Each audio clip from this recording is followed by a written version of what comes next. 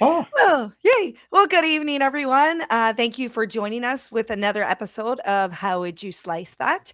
If you're not familiar with the show, we stream live on Tuesdays that are prime numbers, like 7. And we try to combine a little bit of community chatter time and just like bonding and learning about some of our community members with hopefully weaving in some lessons along the way, maybe something like a slicer tip or trick or some kind of post-processing technique. I am Vicky Soma, and my co-host is Dr. Lawrence Nightingale.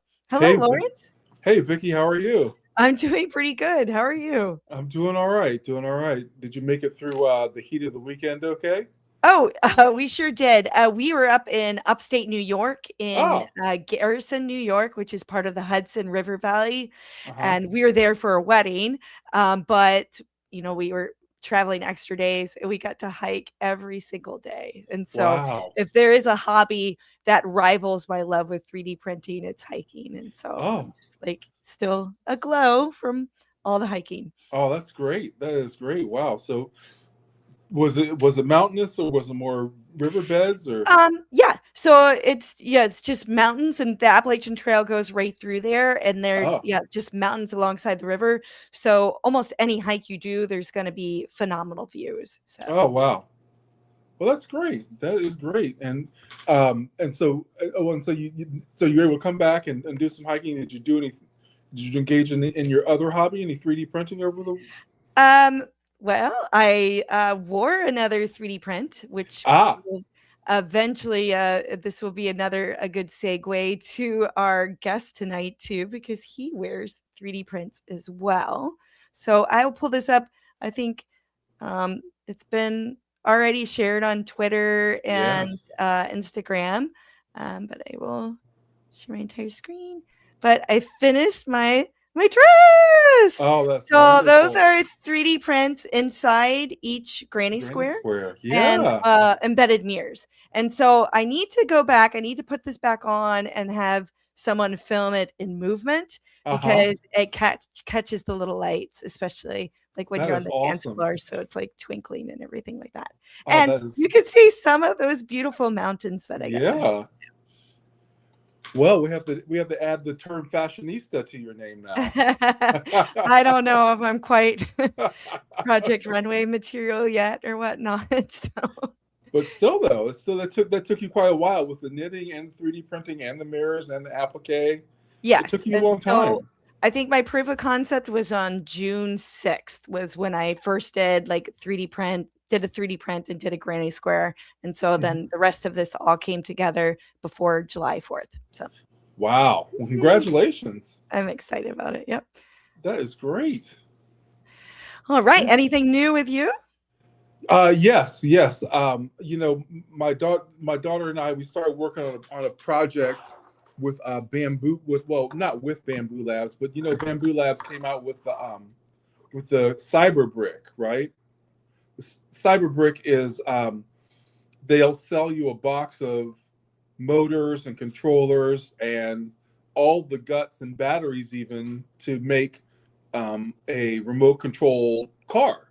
And Okay. so Lily and I started printing the parts 3 weeks ago, and you know how a lot of times with products will go with young people, like it's not exciting until you start doing it, right? And so Hmm. we started on it. I guess that would have been yeah, Saturday. Today's Tuesday. We started on Saturday or Sunday, and so we designed the colors and everything, and I wound up getting a design that actually I got a cool car, but the design I had to pay for the design. It's a it's an RC car, and the and Oh, it and it hinges on a on a servo motor, and then there's a motor with a mount and gearing that you put in under here, and so I've got extra parts that I had printed, but they'll send you a motor, and then you put the motor and the gears in, and then you close it up in the housing, and you put that into the car. And then also, believe it or not, I wasn't prepared for this when I ordered it. Um, I thought, it says everything you need for the remote control, the car, the motors, and all that stuff like that. And I really had thought that the remote control was going to come, like any kind of remote control you might get with like a drone or RC car or something like that. But no. The parts for the remote control are printed too. And so I've got to finish up. I've got to actually put the parts in there, and like the joysticks and all the electronics for the joysticks. They send that out to you as well. And then all the screws are the same size, even little buttons, right, for switching up, and then the gears I was telling you about before. And so I thought, last night I was thinking I was close to being done, and then realized that no, you do not have a remote control ready to rock and roll for this project. You're going to have to figure that part out. And so I looked it up and realized, I've got to print it. So yeah. So I've been working on the Cyberbrick this weekend, and the funny thing about it is that I think what Bamboo's trying to do is they're trying to kind of, they've got a lot of the things that they'll sell you the guts for, and then you print the things around it. They had little boats and a mouse and like a marble run, that kind of thing. A lot of different stuff like that, but they were very specific. The idea with the Cyberbrick is that they'll give you everything that you need to do something generally, and they have a couple different examples, and then the community is theoretically going to jump in and put out their own designs.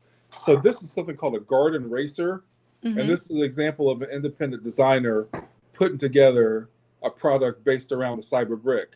I actually had to. I bought the parts thinking that I bought everything I needed for the garden racer. And then when the parts came in, I went to go start putting it together and pulled out my STLs. I found out that I had to pay, I don't know, $16 for the design of the garden racer. So that's the first time that I've ever actually paid directly for designs through Bamboo Lab. But it's actually quite well designed. They didn't seem to forget things. Sometimes when you want to do an RC when you want to do an RC car, an RC project, sorry, taking a lot of time. RC project, somebody will say, get an Arduino Uno, get a motor, and then 3D print it, and boom, everything's magic. And they don't fill in everything in between. But this has been very, very very concise and complete with the design. The instructions were a little bit wonky, one or two places where it wasn't really clear, but it's gone quite well. So I think it's another way in which 3D printing might be changing and evolving. If you want to get your design onto a maker world around the Cyberbrick, you got to have your holes lined up, you got to have the right size screws for your holes, and all those things like that. And it seems like this organization, the Cyberbrick and the garden racers design, they really did a good job trying to get to that point. So I have to confess, I was unaware of the Cyberbricks, and now I want to look. You have me intrigued. It looks like a fun project with my children.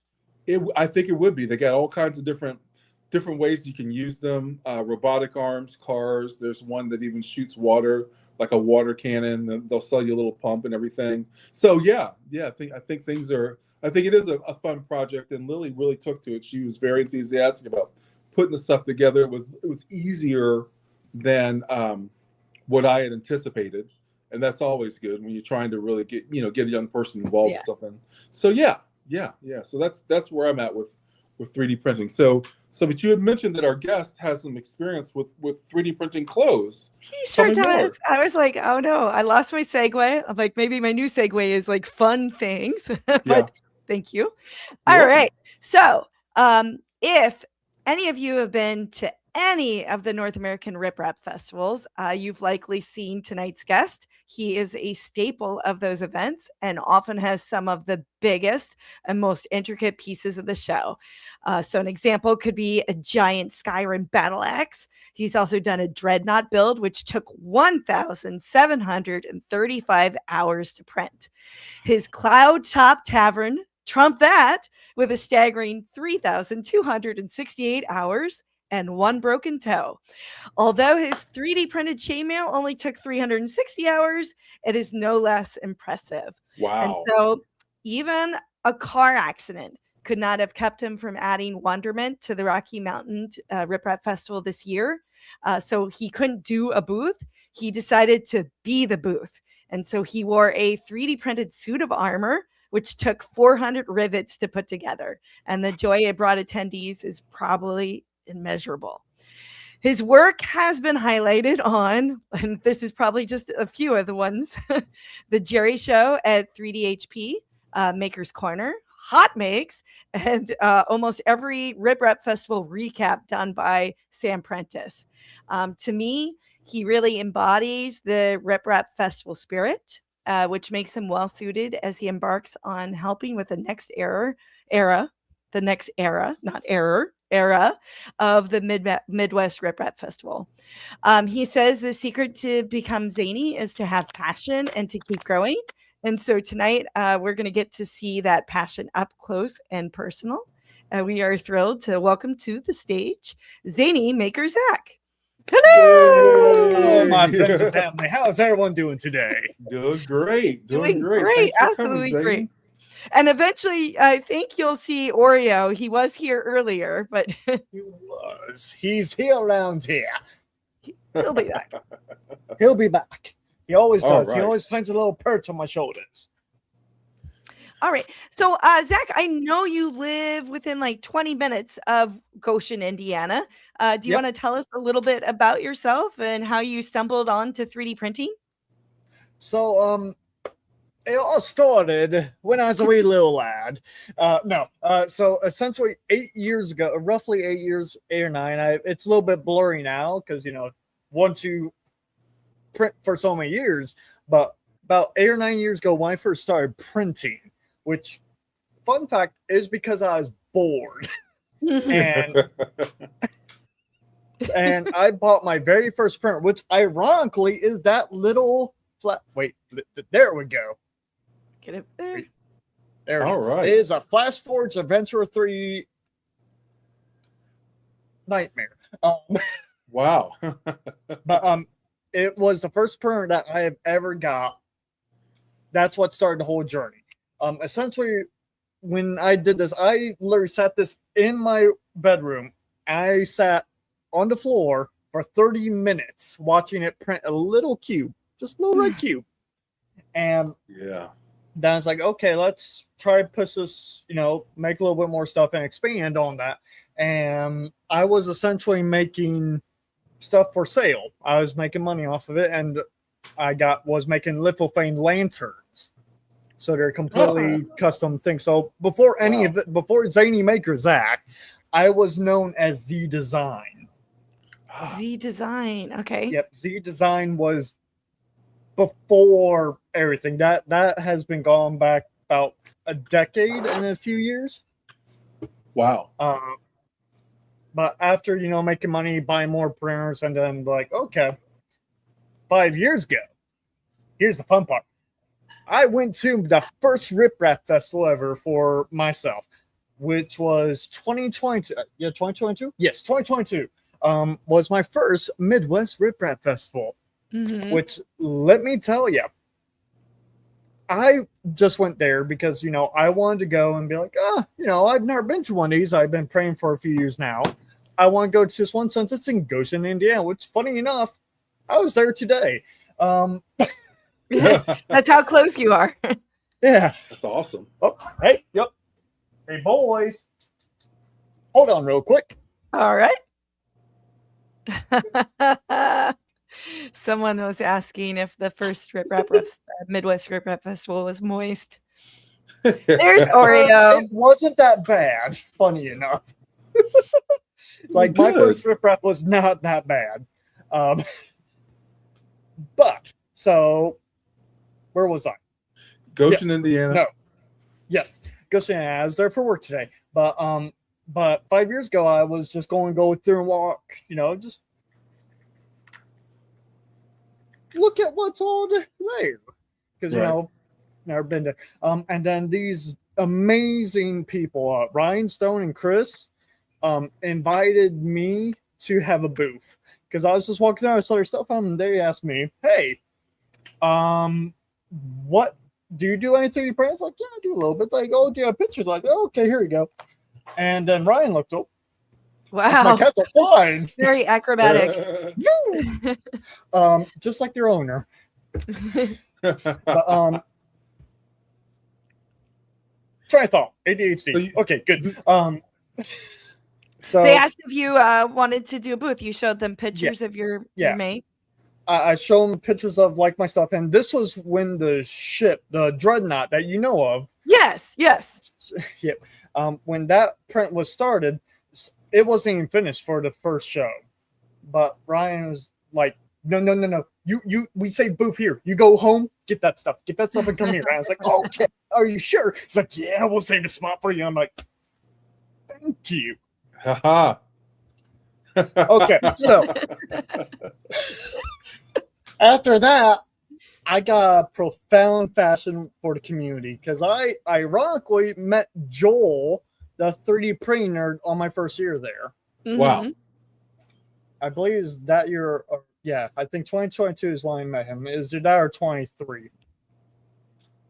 Lose track of years. But I met that, and I started getting more and more passion for the whole RepRap community and just the community in general. And I love that, like being able to see how many people are so passionate about their stuff. And then that grew my passion. And then you see every year I try to one up myself. And you are, I mentioned that on Facebook. He's very effectively just keeps one-upping himself. And I don't know how he does that. I don't either. But yeah, so the Dreadnought predated the Cloud Top Tavern? Yes. Oh my gosh. So in my mind, it was like Tavern and then Dreadnought. Okay. Yep. No, the Dreadnought was the very first large build print for me. Mm-hmm. Wow. And did you design it yourself? No, a company that used to be known as Arcane Minis, but they rebranded and now it's Sordane Publishing. Ah, okay. Yep. Wow. So they've been a great staple helping me build these massive builds. And again, I give all the credit for me being more passionate to other designers. Like I just like making big stuff and being, myself. There you go. Well, that's awesome. And so you design and you also purchase designs as well. Yes. Wow. Okay. And so that Dreadnought, you made that Dreadnought on your first printer that's over there. We see over there on the There's that. Wow, yeah, I've seen that. That's the Dreadnought there on the screen, right? Yeah. Yep. Yeah. That is away. just our Dreadnought. Yeah, there's too much to look at on your booth. It's just a little bit of stuff. Yeah. Wow. Just a little. Wow, it's huge. And you made that on your Flash Forge? No, that was made on the Dreadnought was made off Prusa i3 Mark III S Plus. Wow. Oh my goodness. Okay. All right. Great. Yeah. Great machine. Oh yeah, they're solid printers. And out of all the printers, I will say they do have the best customer support from what I've personally experienced. Awesome. Yeah, a lot of people really are really big fans of Prusa. I've not owned a Prusa personally, but I've worked with them many times. So that's great. And so how do you make the decision about, well, like I guess you design litho paints, and then you have these large scale models. It seems like the two have come together over time, right? Like your suit of armor, I'm guessing you designed that yourself? Funny enough, I got from an amazing individual called from Nico Printed Antiques as well. Really? Yes. Wow. Okay. So he's an amazing individual. He, if I remember correctly, he's based off in Canada, Montreal, I believe, which I think we have some viewers in the comments here that from the Canada. node area. Oh Yeah. yeah, I think Pez lives, and that's never right. let the machines win. Yep. That's- So Nico Print Antique. So he's made this armor set. He's made the Maximilian set, and Uh-huh. now he's designing a Gothic. Really? Yes. And I am Wow. so excited because that is one of my personal favorites Uh-huh. of armors. And as always, when I was a little wee little lad, I always wanted a suit of armor. Uh-huh. And if you have asked little Zach, oh, what? You know what I want? I don't know, Zach. What do you want? Well, I want a suit of armor. Are you going to make it? No, I want to buy it. Well, you're going to make it. So that's essentially how that all went. This is Well, this hey, is man, gonna there's- be you a have your very dreams, you have your difficult- dreams. Wow, there you go. this is a difficult stream to drink water on because you don't know when you're gonna have to like spit from his laughter. But just to show, like, this is him actually wearing the suit of armor at the Rocky Mountain RepRap Festival, and look at the size of this Wow. sword. It's taller than you for sure. So, fun fact, I actually trumped that sword with a brand new sword. All right. Oh. And so now that sword, what are the Oh, origins of that sword? hold on. Let me remove this so we can see Oh. your sword. There we go. Oops, get it over there. That's it. Okay, good. There we go. So this one Oh. I did design based off of a Scottish claymore. Uh-huh. If I poke a hole through my ceiling, I will probably have to ask to my landlords. Megan, they already questioned my sanity already. So, but yeah, That's- so this is It's not sane maker, Zach. That's true. So this is on the ground. This is about a good foot taller than me. Wow. Oh my gosh. That's amazing. And it goes so well with that suit of armor too. I mean, Yeah. So yeah. this was designed by me based off the Scottish Claymore. I love my history, but things so typically these were only 55 inches, but me being myself, I love to blow everything up in Yes. scale. So you know what I did? I make it 76 inches. Beautiful. You gotta do Just a that. tad. Yeah, just a little bit longer. And Just a so little bit. and so your claymore, you designed that. And what design suite do you use, Zach? So I used to do a lot in Autodesk Maya. Oh my goodness. Okay. Uh-huh. Yep. So fun All fact, I right. actually, Wow. Yeah. Have we had? I don't think we've had anybody on the show that used Maya. yeah. So fun Maybe fact, you I were- actually went to college and my degree was game art and design. Well, that'll do it. That's what they teach you on is Maya for Mm. sure. Oh yeah. Wow. Or Blender, that nightmare program. Oh, It's not nightmare. It's just the learning curve. It's a little bit. It's intense. I know it's an acquired taste. I know. Yeah. I am teaching myself Blender right now. That's what we're going to be using going forward this fall, Vicky. So yeah, I think I was telling you Ooh. about that. Yeah. I think So- so. Yeah. Yeah, the Blender, the price is right, man. It's kind of hard to work with that, and the community is good too. But now you still use Maya, or are you using Maya and? I also use Maya with Fusion 360, Okay, Tinkercad. okay, Yep. all right, cool, Yep. very very cool. All right, and so now that Claymore, what printer did you make that Claymore on? So that Claymore was printed on an Elgu Neptune. No, that's a lie. That is a lie. No, Hold on, but there's more. No, the Bamboo Lab H2S is what that printer is printed on. oh, is that right? Okay, a big envelope. Yeah.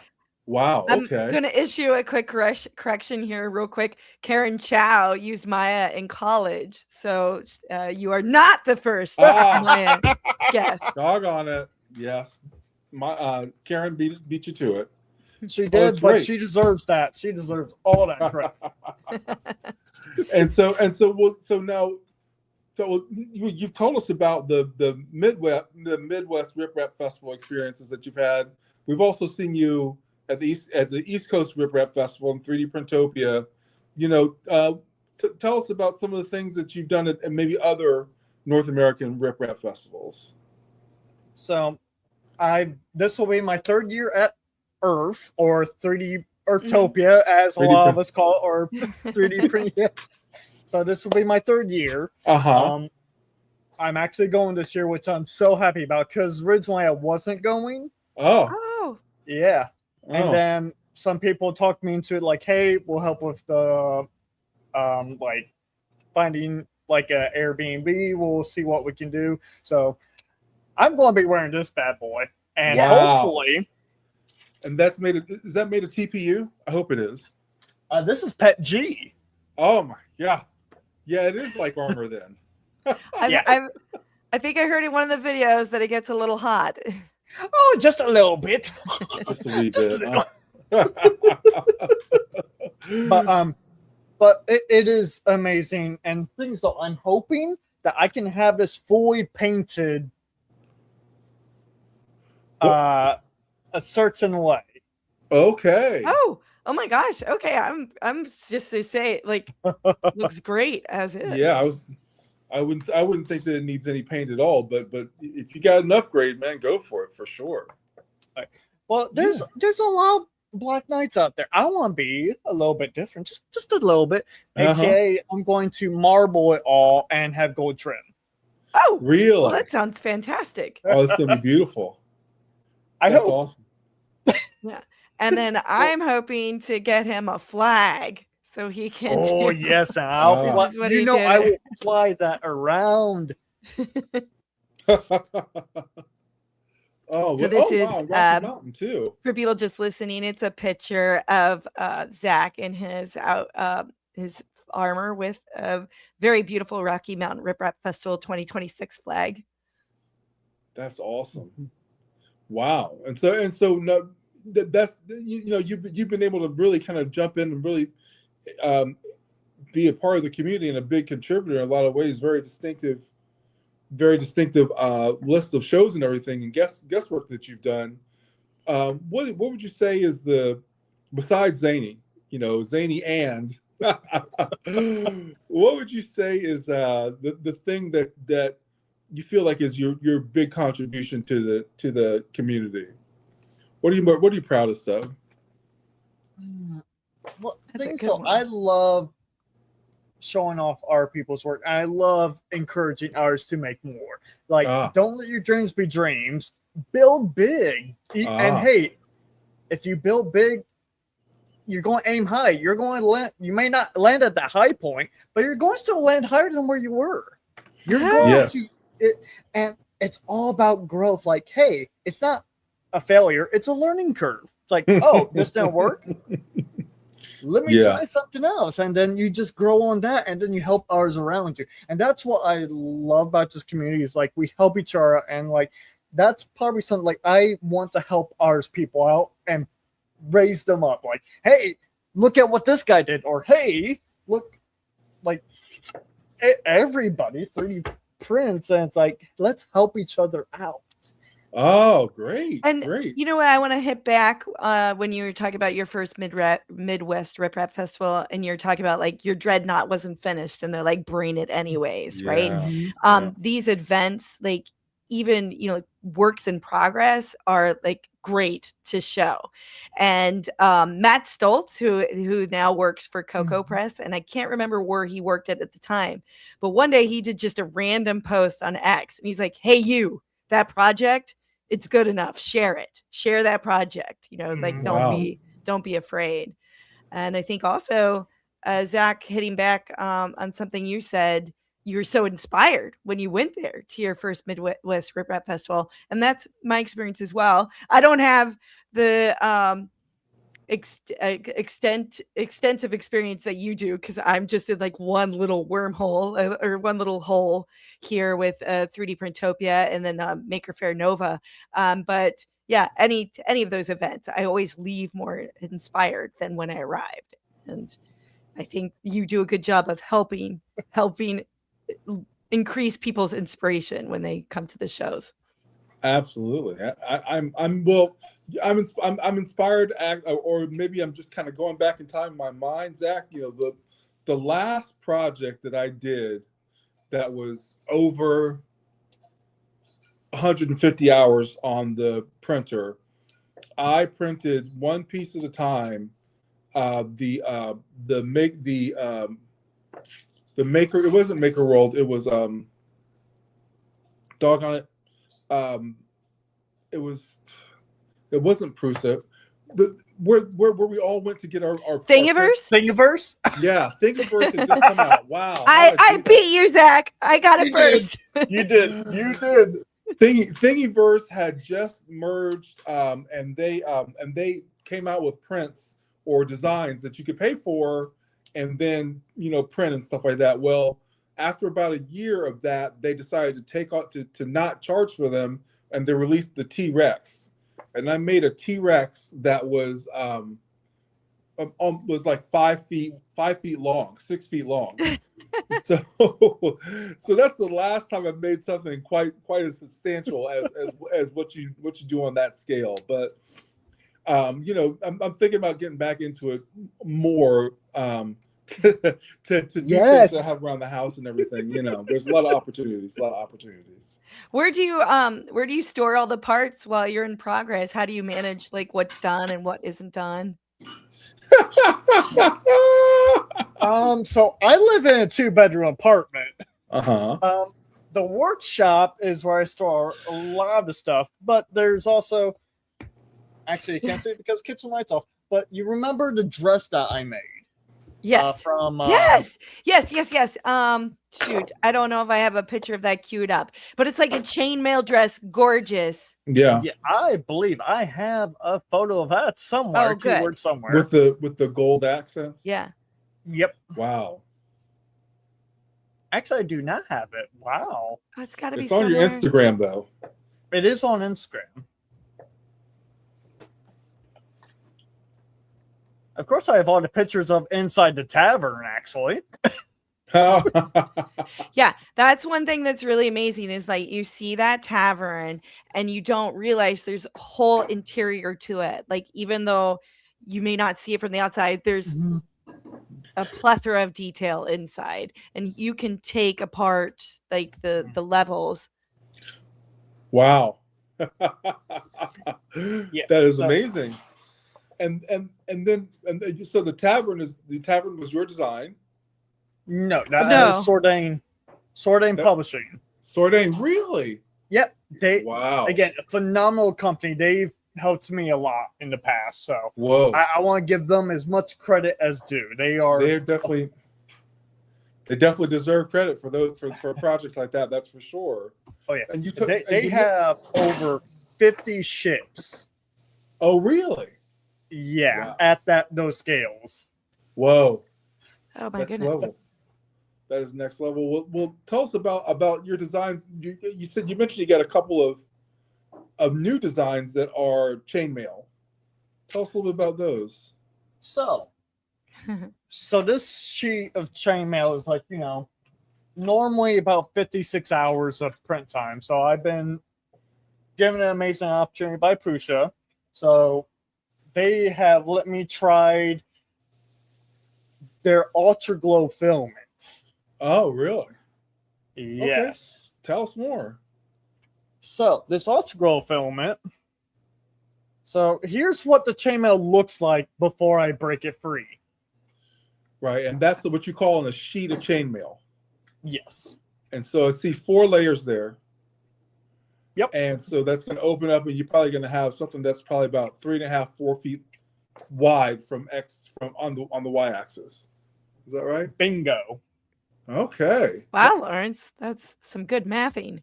The lovely part of this, though, let me make sure I don't blind yourself. Ladies and gentlemen, this is a safety advisory. Do not put a laser in your eye. Okay. No.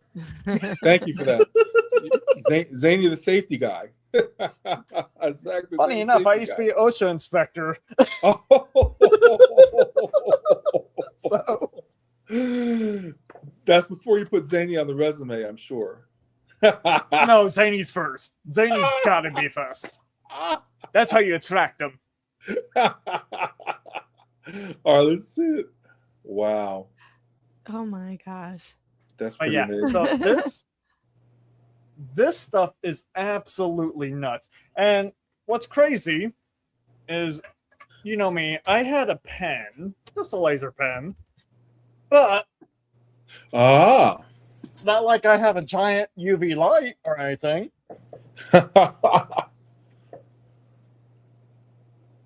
Also, don't look into these directly and turn them Don't off. want to do that. Charging it up. I'm charging my laser. Oh my gosh, that glow is immense. Yeah. Look at that. Wow. So that was Wow. what, a few seconds. Yeah. Oh, it even caught my hand here. But yeah, Yeah. so this is Prushiman's Ultra Glow film, and I'm making a full suit of chainmail with this Wow. beautiful stuff. Man. But yeah, so We need to get you some black lights. Yeah. So you've already got, and so well, now how do you join? I'm glad you asked that, Lawrence. Tell him. so I print individual links and I assemble everything by hand. Really? He plastic welds them. Yep. Really? So Oh my I God. followed the pattern of how the original chainmail is, and I interlink each individual chain link. Like Wow. The Prussian, like this filament. I mean, there's multiple filaments in here, but you can't tell where the welds are because of this. Is Yeah. you know, The design of it. looks like metal. Yeah. Yeah. Wow. Okay. And so when you do your designs, like, you know, are you able to actually design your sheets like for the dress that we were talking about earlier? Are you able to design the sheets with the contours already included, or do you make adjustments once it's printed for if you want to make a shirt, or how do you go about doing that? So essentially, I have a grand vision of something, and then I just wing it. Yeah.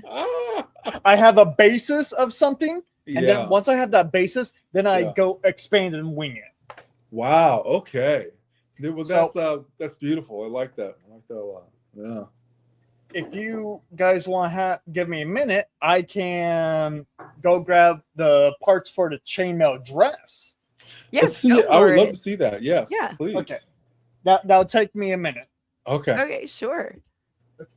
Meanwhile, Karen Chow pointed out that, and yep, the chainmail does look like a ramen Yes. brick. Yeah.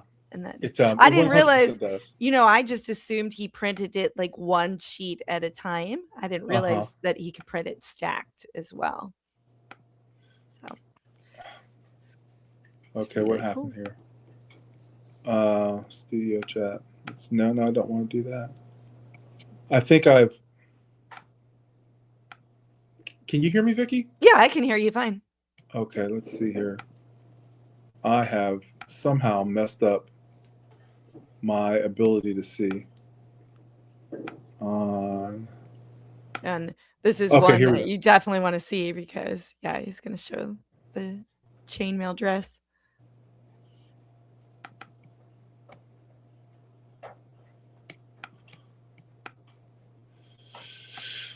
What is this? I don't want to do that.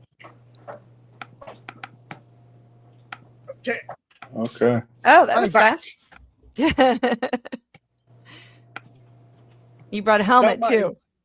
Yeah, just a little part of a new helmet, but this is actually a failed print, funny enough. Oh, yeah? Yep. Oh, okay. So this little part sheared off. Oh. So we're going to test how strong this is, my brother and I. You may want to pat it. Make sure you want to hit him first to make sure that it's nice and strong. Oh, we're going to put what you call? I cannot hear with that echo in my ear. Wow. So essentially, we're going to put a styrofoam head in it, and we're going to launch a whole bunch of stuff at it. Oh, okay. Now, your brother, is he in this hobby as well? No, he's a mechanic. Well, it won't be long. So Wow. this is 2 sheets of chainmail. Yeah. As you can see. And those seams, you made 4 layers of seams in gold. Wow. So no, that's all hand stitched. That's what I'm saying. Yes. Yeah. And when I say Okay. made, yeah. You connected four lines, 4 or 5 lines. Yes. in Have you gold. made regular chainmail before as a hobby before you did the 3D printed chainmail? Yes, I manually done it Okay. and also riveted. So you already you knew the mechanics and how that worked, and Mhm. that's neat. Okay. Wow. And the pain and suffering. Yes. Yeah. This is putting a couple of layers of chainmail together is a breeze compared to what you used to do. Yeah. So this is easy stuff. Now you broke your toe working on this cavern, the tavern, the Cloud Top Tavern. What other injuries have you had? I will say that is the first time I've ever broke a bone because of 3D printing. Okay. Wow. So I will say that is pretty. I don't think many people have that achievement, and I No. do not recommend getting that achievement, ladies and gentlemen out there in the world. Everybody slipped on separating support material. I think you got something to tell us about that too. But yeah, breaking the toe, that's a whole nother level. It's a whole nother level. Yeah. So support materials, like for me, I do the Z-top distance between the support interface and the actual print. So I set up, like, let's say if it's a single little part that is jutting into a large structure from a small point, I like to keep it at 0.2. Okay. Which helps join it a lot better. But if it's a larger surface, and I know I can get away with a little bit more freedom of like making sure it comes off easier, I do 0.299. Oh, is that right? Okay. And that literally just lets it come off with no problem. Wow. And you don't Did have you any try did you try 0.3 and you just like, no, 0.299? That's the magic number. Yes. problem? I wanted this, and also one of my friends helped me with that setting as well. He's like, "Hey, Zach, try this," and then it just worked. I was like, "I'm not messing with it." Okay. Yeah, but yeah, no, my amazing friend Chris from Blazing Prints, he's an amazing individual as well. Wow. And that's of course using the Prusa slicer software. Yes, Prusa and Orca slicer and Bamboo slicer. Oh, they all have it. Yes. Yeah. And it works on all 3, which is very important to note. Yeah. Wow. Okay. I'm still experimenting more on the Prusa because I got a brand new Core 1L. So I'm going to be with this newest project that I'm doing for them. After all the glow in the dark filament, I'm going to see about making a 5-foot dragon. 5 feet. Wow, that's huge. That has 5 heads. Just well, yeah. Why just not? I'll print. Yeah, no. Why not? Why not? And so with the when you print on a large scale like that, what about your walls and your infill? You told us about the support material, but like, we've had other guests on the show who maybe started out, I don't know, making things almost like solid infill and realized that things got way too heavy, way too fast. But how do you, what do you suggest for something? Let's say you're going to print something like the Dreadnought again. If you're going to start all over, how many walls would you use, and what intensity of infill would you use? So, like for the base parts, the ones that's holding all that weight, that's where you're wanting to have walls give you extra strength. The walls give immensely shoot up strength. So once you do your walls, I mean, luckily for me, they're usually completely solid because they're hollow in the center. And you have that and you have compression strength. And compression strength is immensely better when layer lines. Actually, do I have a print here? Well, I have a helmet. So, like, well, you can't see layer lines. Well, that's lovely. That's great. You're not supposed to. Well, Dang it. So, like one of the times you want to see layer lines. Yeah. Like, how dare you? So essentially, let's say the layer lines are like this. Your strength is going to be compression strength. So up top and pushing down, that's going to be much stronger. Now, let's say you're going here and you're pushing down, you're pushing with the lines, with the layer lines. So that will be your weaker point. So print orientation is an amazing thing to study about because you can make your part stronger just by simple rotating the part. Right. And that's probably that's probably how you came to be so intimate with support material, because given a 45, 30, or 50 degree angle, whatever it might be, to make it stronger, that means you're printing things in the air. And this is very true. Oh, okay, cool. Yeah. And so, are you a grid support person, or are you a tree support person? So I like using both for different scenarios. No kidding. So, yes. So, and thing is though, sometimes I like intermingling each of them together. Really? So yes. you can paint them on? Yep. All right. So, or like organic curved surfaces like this. I love tree supports. Okay. But let's say I have organic and it has I had it here somewhere. Well, imagine a flat surface that's straight out like this. Yeah. Not hard to imagine. Well, I'm a visual person. Yes. So this, I would like to use grid, because grid's a lot easier to tear off of a flat surface than your organic. I've never thought about that.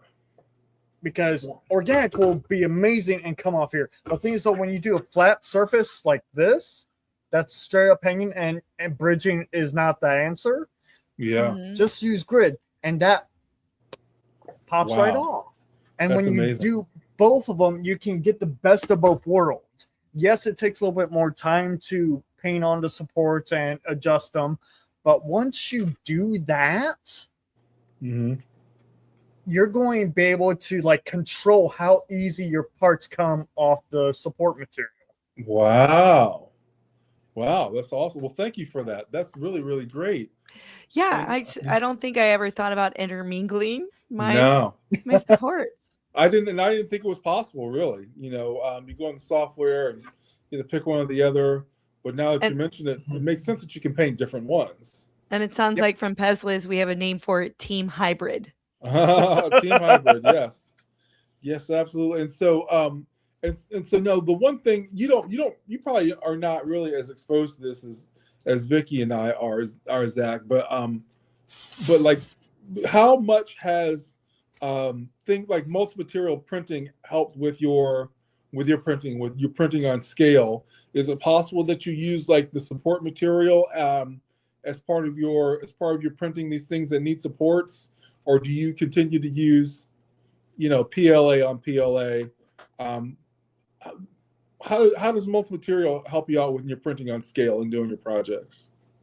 So I haven't had a multi-nozzle printer to be able to achieve. So I've done PVA with PLA.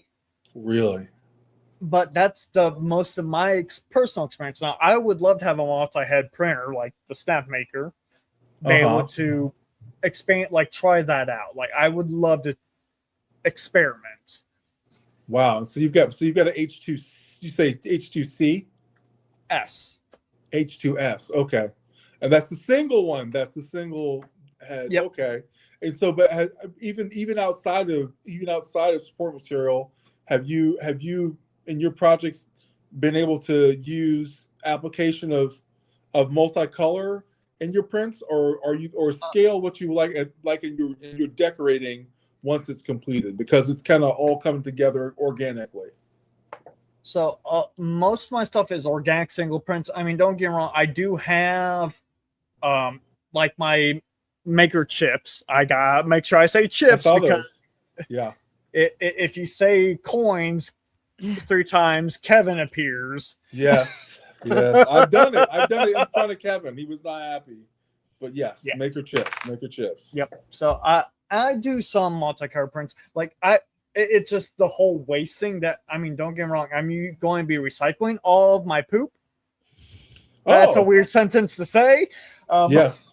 But I plan on trying to make a giant mound that looks like a rock and then spray expanding foam on it. Okay. Wow. And make it into rock structures that I can skewer my swords into. So it's like Excalibur. That's awesome. It's a display stand. That's a great idea. That's a perfect application. That's a perfect application for it. Yeah. Wow. Awesome idea. Yeah. So part of your not. Oh using... no! Oh no! I warned him, Kevin. I warned him. I did. We thought you were making chili, Kevin. I told you if you say it 3 times, he comes here. I was He's here. He is here. Hey, Kevin. Wait. See you. I got disguise. Okay. Good stuff. And so you know, we talked about support material, multicolor, large scale. What do you do? How do you you know, you get the designs in from different designers, and you build those models based obviously off of their design. But like, how would you, if you had a smaller printer, how would you get those bigger models made? How did you split up your models in order to get them made when everything couldn't fit into the envelope? What do you use? So essentially, I use pins. They're the stainless steel pins. Yeah, but how do you slice it up though? Oh, I use so I used to use mesh mixer and I manually slice them. But luckily with like Orca Slicer, Bamboo's a little bit different. I'm still learning Bamboo's ecosystem with the slicing. But essentially when you slice an object, it gives you a option. Wow. Brain fart. That's okay.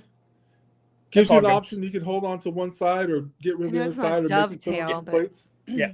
So it gives you multiple options. So where you can select like a dovetail, like you said, or it can give you like dowel types. Do you want a peg? Do you want just for a hollow spot that you can use an actual pin in? Yeah. And some of them are connection points. Yep. And it essentially helps. That lets you line stuff up as well. Okay. So like, let's say large prints, because these large prints like that I do, like the giant sword. This thing that I can't fit on screen. I have a PVC pipe running through the length of it. Oh, okay. Yeah. So it's like a clown. Like, how much can I make this on one side to the other? It's like the spaceship and Spaceballs.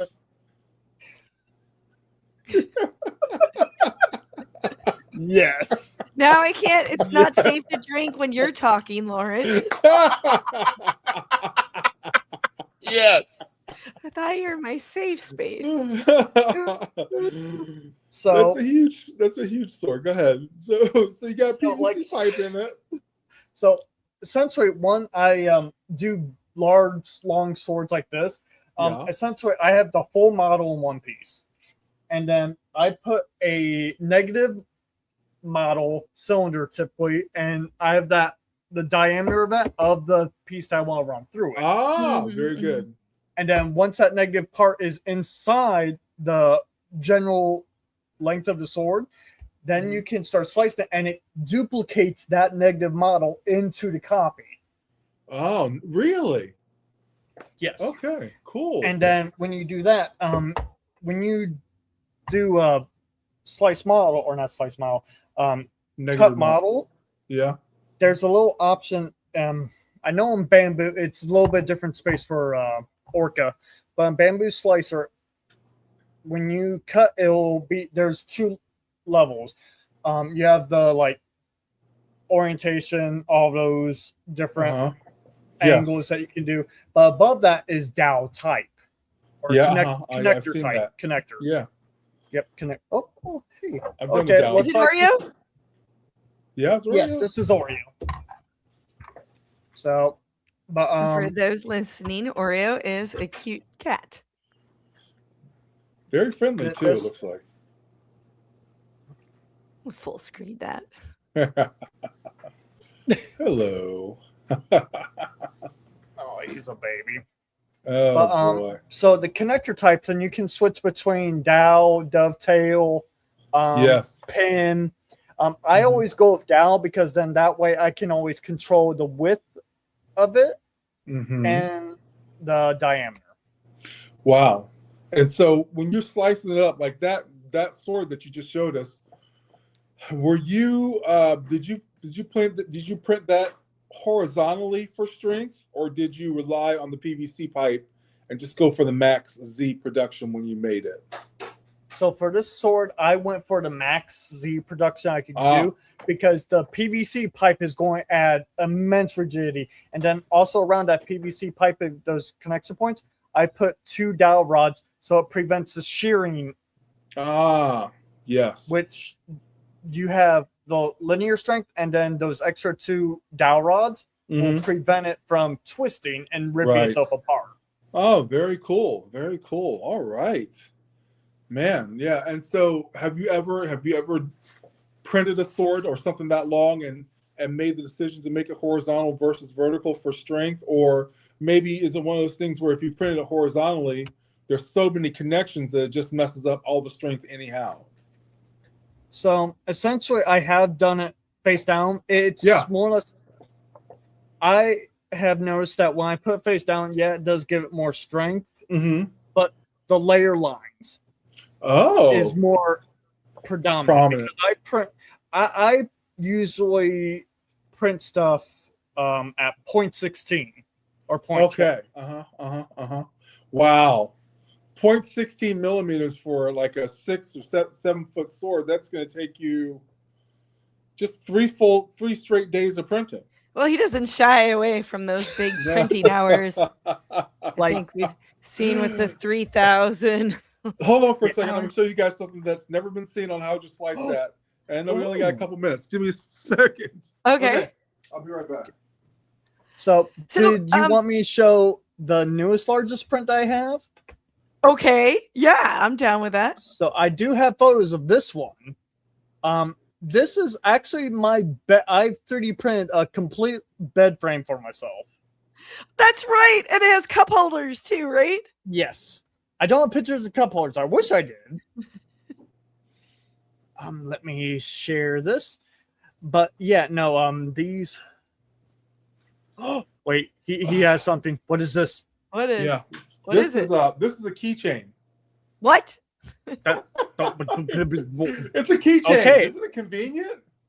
No, it's a blown-up model of an airplane propeller. And yes, you can see the lines and all those things like that. But years ago, before the pandemic, it's probably 2019, 2018, I was really into Delta printers. And so this is a demonstration of the biggest Delta, the biggest Z that I can get on my Delta at the time. This is like 3 feet long. Yeah. There we go. Yeah. So you waited 3 years to show that. I was, because I was kind of I was reminiscing / having nightmares about printing things that are long.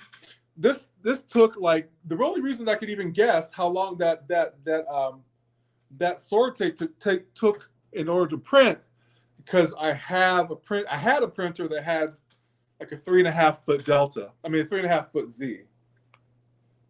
And so it's one of the weirdest things in the world is to start a print on Monday and like come back and it's still not done 3 or 4 days later, especially when you're dealing with a 0.16 millimeter layer going, day after day after day, so don't, like all the things that we worry about when it comes to 3D printing, power outages and temperature changes, humidity changes, all those things like that, you're all susceptible to that during that print. Question for the chat, Lawrence. How tall was your printer? That printer was about 4.5, 5 feet tall. It was taller than my daughter at the time. Yes. And I still got it, actually. I still got it. I may I gotta get myself together. I gotta get myself back into the mentality of printing tall. So yeah, maybe I could just do a think out loud. Sorry. Anyhow, I digress. It looks like you're ready. You want me to share it, Zach? Here we go. So this is the bed frame. This is over 5,000 hours of printing. Yeah. And this is, oh my God. How many printers did you have teamed up on that? I had 4 printers on this going 24/7. Yes, you did. Yeah. So even the light fixtures, these guys are all printed. Wow. And who designed this? There's Oreo. This is, yeah, there's little Oreo. baby. So this is designed by, they changed their name so many times. Dragon Production Studios, I believe they were. Okay. They're on Cult. I can find that so you guys can post that. No problem. Yeah. Have any of the designers seen your renditions of their work in real life? Have they come to any of the festivals? Only Sword Name Publishing is the only one that I know of that did. Oh. Yeah, Sword Name Publishing is the only one that I know did actually come in and see it. Now, I know the one gentleman, Nico Print Antiques, I would love to meet him in person. Mm-hmm. Mm-hmm. Because, again, he's helping me create my whole dream. Yeah. Oh, I accidentally closed it. And Oops. now we're... That's all right. Go back to us. There we go. But that's not as exciting. What made you want to do your own bed frame? I was bored. Good enough reason. Yeah. No. I never did anything for my bedroom because all it was to me was a room to sleep in and nothing more. Storage and sleep. Uh-huh. So I was like, okay, I have time. I have all these scaffolding which actually was first presented, last year? Last year at Murph as the cooling booth of the event. Yeah, I remember that. Yeah. Oh, no. I remember seeing pictures. Yes. Yeah. And funny enough, didn't have air conditioning. The picture that you have from Printopia last year was my full booth around me. I'm like, I'm getting more and more of these scaffolding pieces. I don't know what to do with them because, I live in an apartment. Uh-huh. And storing them isn't exactly the most easy thing. No. They are their own storage, it would seem. Yeah. So essentially I was like, let's make a whole movie theater. And I made the whole design layout, everything. I was like, okay, let's draw this out. Let's see how it looks. Yes, let's do this. And then essentially now it's a full mess of movie projection, surround sound, custom lighting. Wow. That's great. And is that in PET G or is that PLA? That's PET G. All right, great. Yep. I will be actually reinforcing that too. Uh-huh. Which is going to be with rebar so I can hold it roughly around hopefully around 2,000 pounds. Mm-hmm. Just because, I want to put a catio on it so my cats can run around. Uh-huh. Wow. So you're gonna get long rebar and you're gonna encase it in cement inside, or how are you gonna do that? Yep, you are correct. Oh, well, there you go. Yep. That's cool. Yeah. So I remember you asking me about multi-color printing. Yes. So this is, let me share this with you. Do you remember the deck of cards? I don't. No. I don't. Oh. 3D So printed this will deck of be- cards. This is screen shared right here. Here we come. Wow. So none of that's painted. That is all printed, front and back. Yeah, but you used the 0.2 millimeter nozzle. You Is had there any to. Hue Forge action in there, or is it all? Nope. Okay. Oh, you say this is 0.2? That's what I would assert. Yes. Uh-oh. Nope. This is 0.4. Surprise. Wow. Wow. Wow. That's special. Did you design these, or it's you? Yep, these are my designs. Oh my gosh. Okay. How do they So feel these- shuffling? Yeah. Oh, a little bit hold on. thick. Are you doing it? Hold on. Do it Yeah. again. Do it. Wow. Okay. They're a little thicker. Oh, and those are all now. What material is that? So this is all PLA. Oh my gosh. Okay, cool. So this is a fun technique because I use I was looking at Hue Forge. I'm like thinking, okay, I like this, but things that you know how Hue Forge has that stair stepping. Yes. Mhm. These don't have that. Oh. Interesting. Wow. So essentially, it's a Hue Forge but in reverse. So I have a solid base, which is the black, Uh-huh. and then I essentially reverse it into that, which creates Oh. this flat, smooth surface. My gosh. Wow. So Wow. this got a lot of debut a year ago. Yeah, like this is one of my favorite ones because I essentially stack each color on top of each other. Wow. That's beautiful. And- Thank you. And it's also insane Cool. that this is a 0.4 nozzle that I got this detail. Yeah, at. that. What are your layer heights on that, man? Oh, come on. 0.08. And when I use Wow. actual 0.2 nozzle for the newer generation, Uh-huh. that is 0.04 layer height. Wow. Okay. Yeah. So- yeah. That's so awesome. you have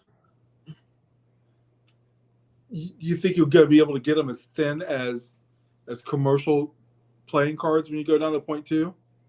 I have. Oh, really? Yeah, Greg from Overture. Well, he's not Overture anymore. He's with Cookie Cat. Amazing gentleman. If you guys have met Greg, he is the most phenomenal, helpful person there is out there. Wow. Like he backed me when I was like a nobody before I was Zany Maker Zach. Wow. He amazing individual. He has a beautiful mustache. We'll have to check him out. Yes, he's with Cookie Cat now. Yeah, Cookie Cat is making some big strides for sure. Oh yeah. Absolutely. And if anyone, oh sorry, go ahead. No, go ahead. If anyone. Oh, I said if anyone wants to buy some Cookie Cat filament, use the code Zany Maker. Ah. Yeah. One in, right? Mm-hmm. I will. But yeah, so this is full all printed, which is absolutely crazy. Wow, that's amazing. That is, wow. Okay, well, I'm really appreciating your aesthetic. The knight looks, or the king. Does the king look a little familiar? Yes, he does. So I love my medieval, like absolutely love my medieval Yeah. fantasy. So I'm going to close this out. If you want to change it to three of us, so it doesn't do the weird yeah, screen for disappear it. thing. Okay, let's see. Oh, okay. there we go. Look at that. Yay. You know, I'm going to put on a hat for that. I'm going to be like, hoorah, and then I'm going to go like that. Okay, we're good. don't have Wow. So Zach, are those cards going to be ready for 3D Printopia? Oh, these ones? Yeah. I mean, technically, these are already right. This is a full deck here. And those are your 0.2 millimeter ones? No, this ain't this is not, sadly, the 0.2. Now, that's what I'm new asking. makers. The 0.2 is going to be ready for 3D Printopia? Yeah, so that's new makers. Oh, okay. New makers has a deck of cards. Is that right? And they are completely. Wow. Yep. And also, Overture had a deck too, which I don't know if Greg still has those or not. I'm going to have to ask him. Okay. So I've seen a few of those things, but it's like my main focus right now is just doing the armor. Yeah. Mm-hmm. And getting the tavern painted. Oh yes. Well, what we look forward to having it painted. You don't have to paint the inside. Maybe just paint the outside. I'm painting everything. Really? Wow. Good stuff. Well, that's great. Well, did you have anything else, Vicky? I don't. Not really. I mean, I'm sure I could come up with another like 3 hours of stuff to talk to you about. Like, I know you drive to all the festivals that you go, right? So you fit all this stuff in your car. Like wow. That, you have a long car with the seats down to get the swords in. I wouldn't say long. It's a RAV4. Well, you can get some length in there. You can get a good piece of wood in there for sure. Yeah, along with the tavern, armor. Good point. Myself, clothes. I just 3D print all the clothes and put them on display. Yes. There you go. That's all you need to do. No need to bring extra clothes. Just have you heard the people who like travel to Europe and they take an empty suitcase so everything they buy is like a souvenir? Mm-hmm. Like you can one up that and just say like, that would be I'm me. going to print everything I wear when I get there. That is great. Wow. And that's your arm. That's your armor. That's an arm joint there. Yep. This is the van brace for the newest armor set, the Maximilian. 15th century. Wow. That's awesome. So this was a test fit. This one was a little bit small, so I made a larger one. I've actually the full torso piece already made.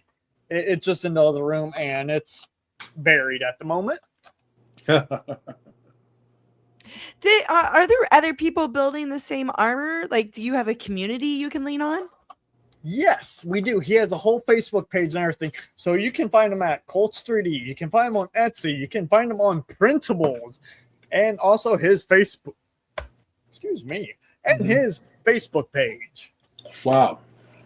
Cool. We need to get you to do some ad work. Like you're good. Yes, because also on one of the Sam Prentice videos, you did some voices. I don't know what you're talking about. I never do voices. See, that time I knew not to have water. I mean, well, the thing is, though, fun fact, in college, I used to do a little bit of voice acting for people. So and design. Okay, cool. Yep. So I can do really high voice like this, or really deep down like this, so it's no voice changer at all. This is all natural. Oh, Zany. No, it's a little bit weird that I can do all these voices, but thing is, though, the way that we used to practice, I would be like, hey, how you doing, Steven? Oh, I'm doing fine. How about you? Well, I'm doing pretty good. How about you, Lewis? Well, I'm pretty good. And you just go back and forth between the voices in full conversation, and that helps the vocal range. Really? My cheeks hurt. Wow. That's cool. It's almost like you see that is it Seth MacFarlane? Like when he's interviewing, he does all the different Family Guy voices. And he does all the characters like, effortlessly. Oh my gosh, that's amazing. Wow. 3D printers have many different talents. It's cool. That is cool. Oh my gosh, my cheeks. Never a dull moment.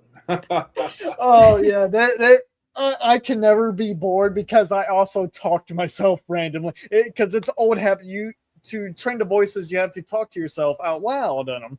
So I've done that in public before. Yeah. I talk to myself. I've got some looks, let me tell you. People are looking at me like. People are complaining because people are looking at their phones with the sound on. You're doing multiple voices while walking around. Yeah, so it causes some awkwardness. But that's the fun part. It certainly does. It certainly does. Real quick, I'm going to loop back to where you've described a few times now, like you did something because you're bored. And I've read, I have 2 children. I'm trying my best to raise them. And you read articles with where they talk about where kids don't have that opportunity to be bored anymore because they have their screens and they have all this and all that. Mm-hmm. And they're saying like boredom helps foster creativity. And you might be like a role model or a poster child of that, just showing like what happens when you get bored.